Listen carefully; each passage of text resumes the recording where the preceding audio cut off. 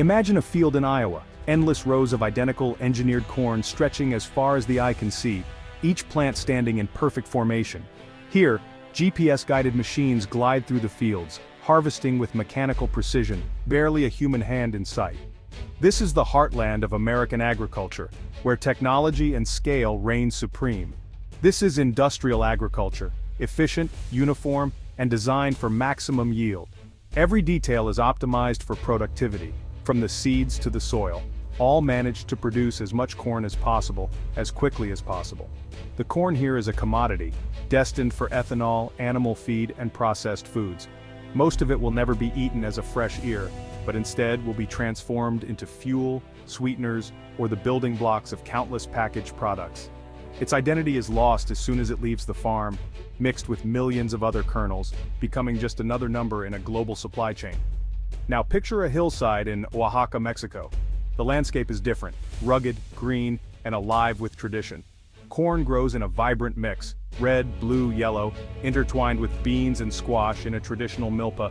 This ancient system is more than just a field, it's a living tapestry where each plant supports the others, creating a web of life and sustenance. Each plant is unique, the result of generations of careful selection.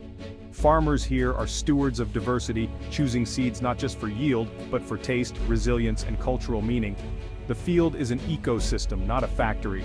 Birds, insects, and wild plants thrive alongside the crops, creating a balance that has sustained communities for centuries. The American cornfield measures success in tons per acre and economic output. Data and numbers drive decisions, and the goal is always to produce more, faster, and cheaper. The Mexican milpa values resilience, flavor, and cultural heritage. Here, success is measured in the health of the land, the taste of the harvest, and the strength of family and tradition.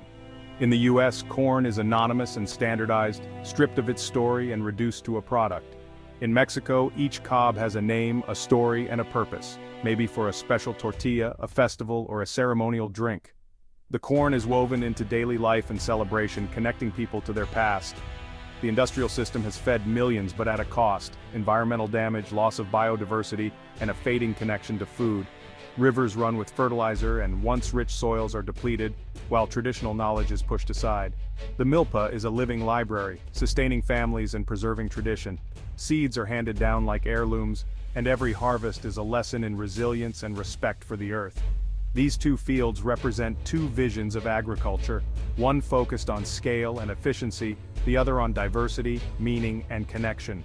They are not just different ways of growing food, but different ways of seeing the world. The choice between them is about more than farming. It's about what we value in our food and our culture. It's about whether we see food as a commodity or as a source of identity, memory, and community.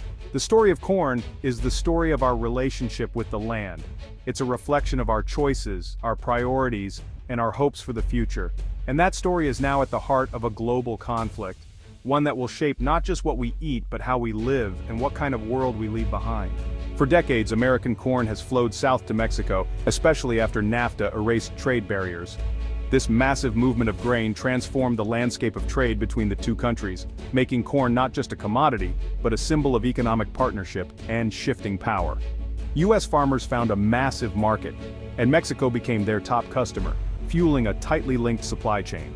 The promise of steady demand encouraged American farmers to expand production, invest in new technology, and rely on exports as a pillar of their livelihoods. Cheap American corn kept food prices low in Mexico, especially for tortillas, benefiting urban consumers. For millions in Mexican cities, affordable corn meant daily meals were within reach, and traditional foods remained staples on the family table. But this trade devastated Mexico's small farmers, who couldn't compete with subsidized U.S. corn. Many saw their livelihoods vanish as local corn prices collapsed, unable to match the scale and support enjoyed by their northern counterparts. Millions left their land, abandoning traditional milpas and in many cases migrating north to work on the very farms that displaced them. The rural exodus reshaped communities as families were split and ancient farming traditions faded. NAFTA's economic logic replaced local self-sufficiency with dependence on foreign supply.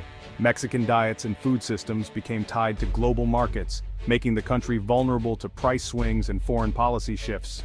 Now the U.S. sees Mexico as a vital export market, while Mexico questions the true cost of cheap corn. The benefits of trade are weighed against the loss of rural livelihoods and the erosion of food independence. The result, a deep interdependence but also a simmering conflict over food sovereignty and cultural survival. Corn is more than a crop, it's a cornerstone of Mexican identity, history and pride, fueling debates about who should control its future. Any disruption is a threat to American farmers and a challenge to Mexico's identity. Trade tensions, climate change, or new policies could upend the delicate balance with consequences for both nations. The corn trade is no longer just about economics, it's about who controls the future of food. As technology advances and global pressures mount, the stakes grow higher for everyone involved, and that future is now up for debate, as both countries grapple with the consequences of their choices and the uncertain path ahead. In 2023, Mexico drew a line: no more genetically modified corn for tortillas and other staples. The government cited food sovereignty, public health, and the need to protect native corn diversity. Mexico is the birthplace of corn, home to dozens of unique landraces. GM imports threaten this genetic treasure through cross-pollination. The ban is a cultural and political statement. Corn is not just food, but identity. For many Mexicans, a tortilla made from GM corn is unthinkable. The decree is a stand to protect heritage, biodiversity, and the soul of Mexican cuisine. The corn dispute exposes a clash of values. The U.S. champions efficiency, technology, and free trade. Corn is a commodity, and GM crops are a scientific triumph. For Mexico, corn is sacred, a living link to ancestors, land, and culture. The U.S. sees Mexico's ban as unscientific and a threat to trade agreements. Mexico sees it as defending biodiversity and cultural identity against industrial agriculture. This isn't just about farming methods, it's about two worldviews. The U.S. trusts regulatory science and market logic. Mexico trusts indigenous wisdom and the resilience of tradition. For American officials, the ban is a trade barrier. For Mexicans, it's a line in the sand for food sovereignty. The debate is about more than price or yield, it's about what kind of future we want for our food. Protecting native corn is a stand for diversity, culture, and a different kind of wealth. The conflict is as much about identity as economics. Mexico's ban sent shockwaves through the American heartland. For Corn Belt farmers, Mexico is their biggest customer. Losing this market threatens their livelihoods. Most U.S. corn is genetically modified, and the entire supply chain is built for bulk, not for separating GM from non-GM. Switching to non-GM corn is costly and complex. New seeds, new equipment, new logistics. Many farmers face a tough choice. Stick with GM crops and hope for a resolution, or try to adapt to new demands. The uncertainty ripples through rural economies, affecting everyone from seed companies to transporters. The dispute isn't just about policy, it's about the future of American farming. Can U.S. agriculture adapt to changing global markets and consumer demands? Or will it double down on the industrial model, risking further conflict? Farmers are caught in the middle, their future shaped by decisions far from their fields. The outcome will define what American farming looks like for years to come. To truly understand Mexico's stance on corn, you have to see it as much more than just a staple food. It's the very heart and soul of Mexican identity, woven into the fabric of daily life and national pride. According to ancient myth, humans themselves were created from corn, a belief that has shaped the worldview of generations. This isn't just a legend from the past, it's a living truth for millions of Mexicans today who see corn as a direct link to their ancestors and their land. Corn shapes daily life, cuisine, and spiritual rituals. It's present in every meal, every celebration, and every prayer, symbolizing sustenance and unity.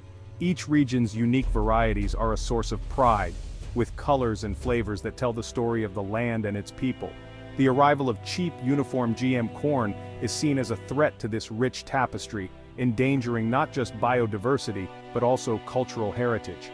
For many, eating a tortilla made from imported GM corn feels like a betrayal of heritage, a loss of flavor, tradition, and identity that cannot be replaced. The fight to protect native corn is about preserving the flavor of home, the memory of ancestors, and the right to define one's own future. This movement is grassroots, chefs, farmers, and activists working together to revive traditional varieties and farming methods, ensuring that native corn survives for generations to come. For the U.S., the dispute is about trade, market access, and the flow of agricultural goods across borders. For Mexico, it's about defending a sacred legacy, protecting the spiritual and cultural roots that define the nation. The conflict is so fierce because it's about more than economics. It's about the soul of a nation, the preservation of identity, and the right to self-determination. The future of corn is the future of Mexican culture, and what's at stake is nothing less than the survival of a way of life.